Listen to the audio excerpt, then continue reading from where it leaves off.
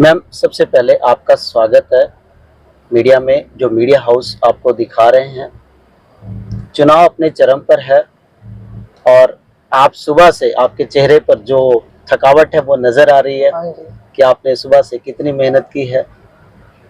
बात की जाए विधानसभा शाहबाद से, तो आप वहां से आम आदमी पार्टी की प्रत्याशी हैं। आपका नाम आशा पठानिया है। वो नाम भी आपकी कोई मोहताज नहीं है, हर कोई जानता है। लेकिन सवाल यहाँ पर ये है, आप लोग कह रहे हैं बदलाव आएगा, बदलाव, लेकिन अभी तक जो हरियाणा में कांग्रेस और भाजपा का गढ़ माना जाता है, तो आपको क्या लगता है कि ऐसे में यहाँ की जनता या यहाँ के लोग आपको ही वोट क्यों दे? आप जिस गढ़ की बात करते हैं, जो पार्टी अभी तक राज करती आई है 70 सालों से, अब 10 साल से जो भाजपा राज करती आई है, वो पार्टी अब धराशायी हो चुकी है। और उनके जो वादे थे वो सारे ढकोसले थे, कोई भी वादा उन्होंने पूरा नहीं किया है। और वो पार्टियां अब जनता भी उनको कहीं लाइक नहीं करती, वो अपना जो अस्तित्व था वो खोते जा रहे हैं। और जनता एक बदलाव चाहती है, और जनता चाहती है कि हम एक बदलाव की तरफ जाएं, क्योंकि हम सभी पार्टियों को देख चुके हैं 70 साल से, 75 साल से, और हमारा कोई काम नहीं होता, छोटे से बड़ा तक। तो हम अब की बार आम आदमी पार्टी यानी पंजाब और दिल्ली में जो सरकार बनी है, जो सुविधाएं दी जाती है, जो अरविंद केजरीवाल जी की नीतियां हैं, हम उन नीतियों को देखते हो और दिल्ली पंजाब में जो सुधार हुआ है, उन सुधार को देखते हुए हम हरियाणा में भी एक बदलाव चाहते हैं। बिल्कुल मैम, आपका एक स्लोगन है, आप जिस विधानसभा से संबंध रखती हैं कि एक वोट नशे पर चोट। बहुत बड़ी बात है, जिस कॉन्सेप्ट को आप लेकर चल रही है, पूरे देश की समस्या है, सिर्फ आपके शाहबाद विधानसभा की नहीं है। बहुत सारी सरकारें आती हैं, लेकिन कारण ऐसा क्या है कि वो समस्या दूर नहीं होती और इस पर कंट्रोल नहीं हो रहा है। तो आपके पास ऐसी कौन सी योजना है? हाँ जी, एक तो मैं कहना चाहूंगी आपके चैनल के माध्यम से कि एक वोट नशे पे चोट। तो मैं कहना चाहूंगी कि उनका स्लोगन ही यही बना हुआ है और जनता उनको नकार रही है। अभी उनकी एक वीडियो भी आई हुई है और लोगों की यही पुकार है कि अब की बार शाहबाद को बचाया जाए, और शाहबाद को बचाने के लिए आगे आ जाए कि ये शाहबाद को नशे की चपेट में लेकर सारे शाहबाद को खा जाएंगे, सबके बच्चों को खा जाएंगे, और यहाँ पर सारी नौजवानों की जिंदगी खत्म होती जा रही है।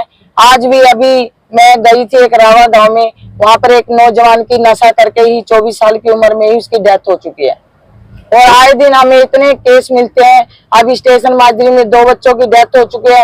एक ही परिवार के 2 बच्चे थे, 2 भाई, एक 13 साल का और 17 साल का, वो भी नशे की चपेट में आकर मर चुके हैं। बिल्कुल मैम, सवाल तो वही है सीधा से आपसे भी कि चुनाव जीतने के बाद आपके पास ऐसी क्या योजना है जो इतनी बड़ी बड़ी सरकारें अभी तक नहीं कर पाई? आप कैसे कंट्रोल करेंगे नशे को? हाँ जी, मैं कंट्रोल करना चाहूंगी कि अगर मुझे शाहबाद की जनता भारी मतों से जिताकर विधानसभा में भेजती है, तो जनता की यही आवाज है कि एक नशे को खत्म किया जाए।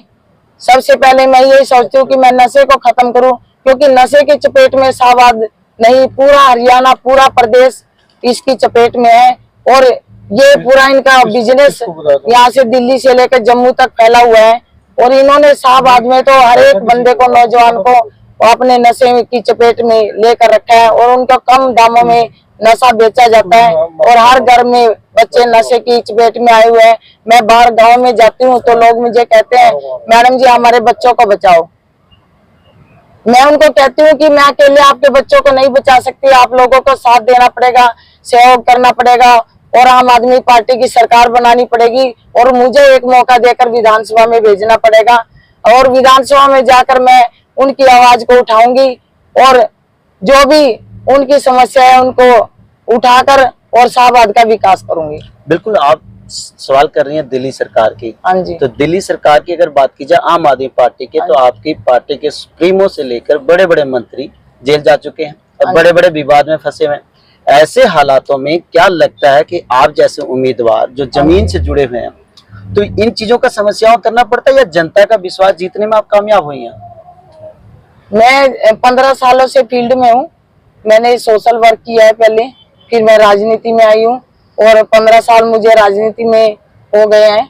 और मैं हर घर घर में पार्टी की नीतियों को लेके जाती हूँ। जो आम आदमी पार्टी की जो एक्टिविटी होती है, जो हमारी जैसे बिजली आंदोलन है, जैसे परिवार जोड़ो अभियान है, जैसे वो ओटीपी का है, तो मेंबर है, जैसे हम मेंबर बनाते हैं, जा जाकर हर एक जो भी पार्टी की एक्टिविटी में डोर टू डोर लेकर जाती हूँ और जनता की समस्याएं भी सुनती हूँ और उनकी जो छोटे मोटे काम है उनको भी करवाती हूँ।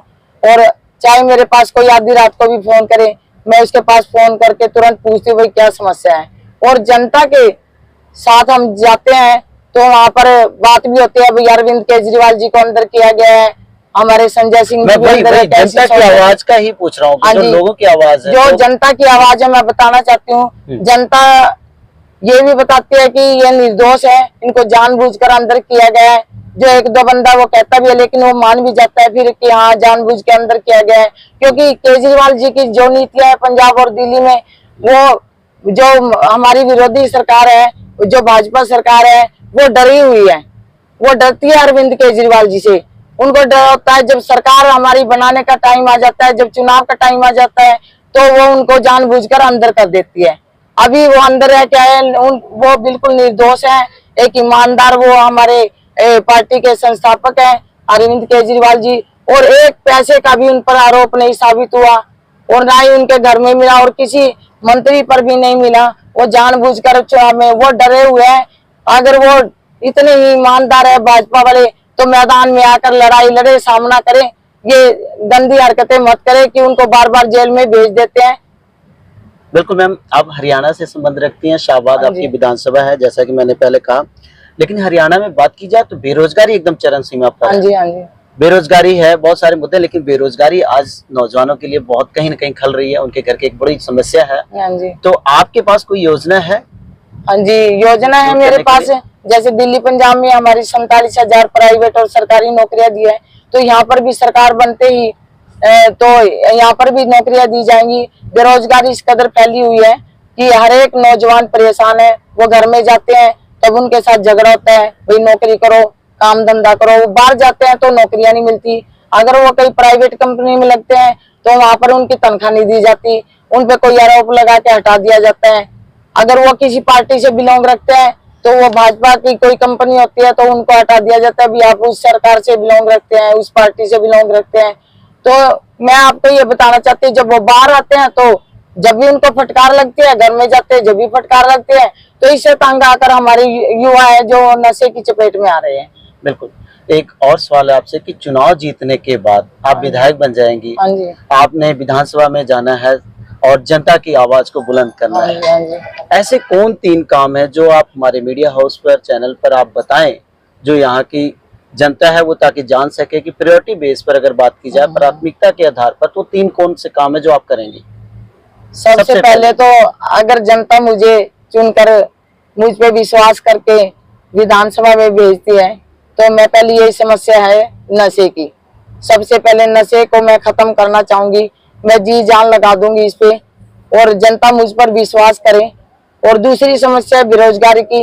हर एक घर में हम जाते हैं तो सब युवा कहते हैं हमारे को रोजगार नहीं मिल रहा है। उनके माँ बाप भी कहते हैं कि हमारे बच्चों को रोजगार दो जी, हमारा बच्चा इतना बीटेक एमटेक करके डिग्री लेके पीएचडी करके घर में बैठा हुआ है लेकिन कोई रोजगार नहीं है। तीसरी समस्या हमारी यहाँ पे जो गंदगी साफ सफाई है, वो शाहबाद सबसे गंदा विधानसभा है, एक शहर है। ये 15 सालों में इतना गंद यहाँ पे फैल चुका है कि कोई साफ सफाई की तरफ ध्यान नहीं है, कोई नालियां नहीं बनाई गई है, सड़कें टूटी हुई है। जो कोई मंत्री एमएलए आता है, कोई बाहर का बंदा आता है तो यहाँ पर दिखा दिया जाता है सड़कों पे बजरी डाल के, और जैसे वो टांकियां कहते हैं टांकी लगा दी गई है तो वो कर दी जाती है, दिखावा किया जाता है। मारकंडा हमारा जो माइनिंग का यहाँ पे, वो उससे बड़े परेशान है लोग। मारकंडे में जगह जगह कट लगे हुए हैं, जब भी बरसात का पानी आता है उसमें तो वो सारा बाहर निकल जाता है और सारे गांव अभी बाढ़ की चपेट में है।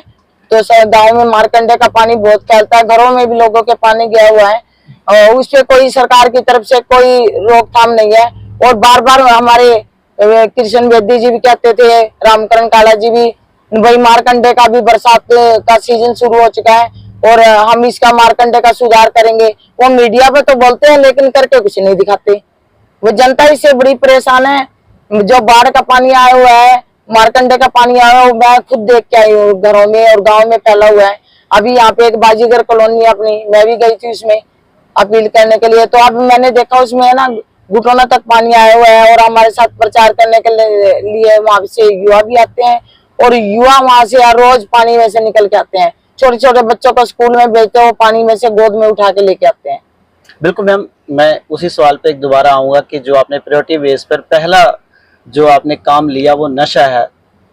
हमें भी लगता है कि शायद एक महिला होने के नाते जब किसी की औलाद जाती है या नशे के दलदल में जाती है तो सबसे बड़ा दर्द एक माँ को होता है। हाँ जी। तो कहीं न कहीं ये पीड़ा है आपको विधानसभा में, यहाँ के जो नौजवान हैं, जो बच्चे नशे के दलदल में जा रहे हैं। बहुत दुख होता है जब हम जाते हैं लोगों के बीच में और किसी का युवा बच्चा चला जाता है, उनके माँ बाप के दिल पे क्या बीतती है। और मैं भी माँ हूँ एक, और मुझे भी पता कितना दुख होता है। एक हम बच्चे को पाल पलोस के इतना बड़ा करते हैं, उसको पढ़ा लिखा कर आगे कामयाब करने के लिए तैयार करते हैं कि भाई वो हमारा सहारा बनेगा और अपनी रोजी रोटी कमाएगा, परिवार को पालेगा। तो उसमें देखिए आप, मैं अब आपको बताना चाहती हूँ कि परिवार इतना दुखी होता है। और अब हम कई घरों में गए हैं, वहां पर दुखी है, मतलब उन्होंने खाट पकड़ी हुई बेचारों ने, वो पता नहीं आगे की लाइफ अपनी कैसे जींगे। जब एक घर में एक चिराग बुझ जाता है तो कितना दुख होता है। अब मैं जो यहाँ पर नशा बेचते हैं, मैं उनको यही कहना चाहती हूँ कि भाई अपने नशे को बंद करें, किसी के घर के चिराग को मत बुझाए। बिल्कुल मैम, एक आखिरी सवाल है आपसे कि जो ये चैनल दर्शक देख रहे हैं, आपके विधानसभा के वोटर भी और आम जनता भी देख रही होगी, उनसे आप क्या अपील करना चाहेंगे? मैं यही अपील करना चाहूंगी कि मुझ पर विश्वास करके आने वाली 5 अक्टूबर को झाड़ू पर बटन दबा दबा कर और मुझे भारी मतों से जिताएं और मेरा सहयोग करें। और अब उनकी बारी है और मुझे जिताकर विधानसभा में भेजेंगे, फिर मेरी बारी है काम करने की, फिर मेरा काम बोलेगा और शाहबाद का विकास होगा। एक छोटा सा सवाल और आपसे है कि आशा पठानिया जी के पास इतनी एनर्जी कहाँ से आती है कि बड़े बड़े दिग्गज राजनीति के माहिर जो रैलियां करके एक क्राउड पर करके आते हैं और चले जाते हैं, कुछ लोग घंटों लोगों का इंतजार करवाते हैं उसके बाद भी नहीं आते, लेकिन आशा पठानिया जी की बात की जाए तो इतनी एनर्जी कहाँ आती है कि डोर टू डोर विधानसभा को कवर करना बहुत बड़ी बात है, कहाँ से आती है एनर्जी? मुझे जनता बड़ा हौसला बढ़ाती है मेरा, और मैं जनता के बीच में जाती हूँ, दुख सुख भी उनके सुनती हूँ, और मुझे जनता से बड़ा मतलब मेरी आवाज को बुलंद करने का, जैसे मुझसे बात करते हैं मेरे हौसले और भी बुलंद होते हैं। और जनता के बीच में जाकर मैं सारे दुख सुख भूल जाती हूँ, अपने परिवार के काम भी भूल जाती हूँ, और मुझे बहुत समर्थन और प्यार मिलता है जनता से। और एनर्जी की बात करते हैं तो मेरे दिल में एक लगन है, एक टीस है, जैसे बाबा साहब अम्बेडकर जी के अंदर एक लगन और टीस थी। तो अपने बहुजन समाज को आगे बढ़ाने के लिए और उनकी लड़ाई लड़ने के लिए, तो मेरे अंदर भी वही टीस है। मैंने बाबा साहब अम्बेडकर को पढ़ा हुआ है, मैं एक कैडराइस्ट एक मिशनरी भी हूँ, तो मैंने बाबा साहब अम्बेडकर से की किताबों में पढ़ा है, उनके विचारधारा को आगे बढ़ाया है। जैसे अपने अरविंद केजरीवाल जी भी उनकी विचारधारा को आगे लेकर बढ़ रहे हैं, तो मैं बाबा साहब की जो विचारधारा है उनको मैं मन में लाती रहती हूँ और किताबें भी पढ़ती रहती हूँ। तो मुझे पूरा हिम्मत और लगन मिलती है कि बाबा साहब ने हमारे लिए कितनी बड़ी लड़ाई लड़ी है। तो मैं तो एक छोटी सी लड़ाई लड़ रही हूँ, एक शाहबाद की, एक जनता की। तो मुझे, मैं जितना भी चलती हूँ 10-10 गांव में कवर करती हूँ, 10-10 गांव में डोर टू डोर करती हूँ। मेरे साथ वाले थक जाते हैं, लेकिन मैं कहती हूँ भैया गांव और कर लेते हैं। मेरे अंदर ऐसी लगन लगी हुई है कि मैंने सुधार करना है, मैंने जनता के काम करने हैं, क्योंकि 15 साल से जो समर्थक हमारे साथ जुड़े हुए हैं वो मेरे साथ लगे हुए हैं बेचारे, और आगे का रास्ता मुझे दिखाते हैं। तो कहीं ना कहीं मैं उनकी, और ये एनर्जी आगे भी बरकरार रहेगी। हाँ, आगे बरकरार रहेगी। हाँ जी, बिल्कुल। तो मैम बिल्कुल आपका हमारे चैनल पर बहुत बहुत धन्यवाद। हम भी आपकी उज्जवल भविष्य की कामना करते हैं कि जल्दी आप विधायक बनिए और अपने शाहबाद विधानसभा की जो है जनता की सेवा कीजिए। हाँ जी।